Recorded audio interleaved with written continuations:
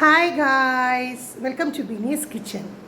ഞാനിന്നിവിടെ നല്ലൊരു സോഫ്റ്റ് അപ്പം ഉണ്ടാക്കാൻ പോവുകയാണ്. നമുക്കൊന്ന് പോയി നോക്കിയാലോ. ഇവിടെ ഞാൻ അപ്പം ഉണ്ടാക്കാൻ ഉള്ള അരി കുതിർത്ത് വെച്ചിട്ടുണ്ട്. ഇതൊരു 5 മണിക്കൂർ ഞാൻ നല്ലപോലെ കുതിർത്തിട്ടുണ്ട്.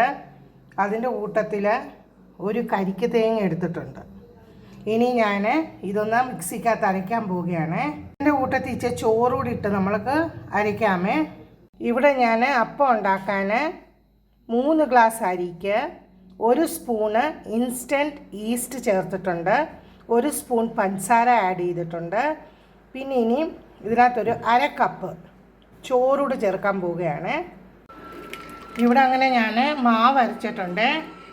ഞാൻ ഇതിൻ്റെ കൂട്ടത്തിൽ തന്നെ തേങ്ങയോടെ അരച്ച് വെച്ചേ. തേങ്ങ എന്ന് പറഞ്ഞാൽ കരിക്കും കൂടെ തന്നെ ഞാൻ കരിക്ക് തേങ്ങ ഞാൻ അരച്ച് വെച്ച്. ഇനി ഇത് കൈ കൊണ്ട് നമ്മൾ നല്ലപോലെ മിക്സ് ചെയ്യണം. മിക്സ് ചെയ്ത് വെച്ച് രാത്രിയിൽ ഇത് പൊങ്ങാൻ വെക്കണം. രാവിലെ നമുക്ക് അപ്പം ഉണ്ടാക്കാം.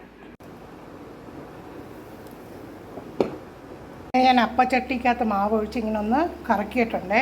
ഇനി നമുക്കിത് അടിച്ച് വെച്ച് വേവിക്കാം. നല്ല സോഫ്റ്റ് അപ്പമാണ്. അങ്ങനെ നമ്മുടെ സോഫ്റ്റ് പാലപ്പവും മുട്ടക്കറിയും റെഡി ആയിട്ടുണ്ട്.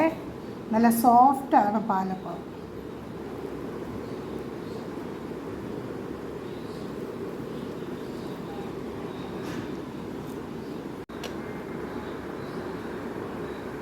Thanks for watching my video.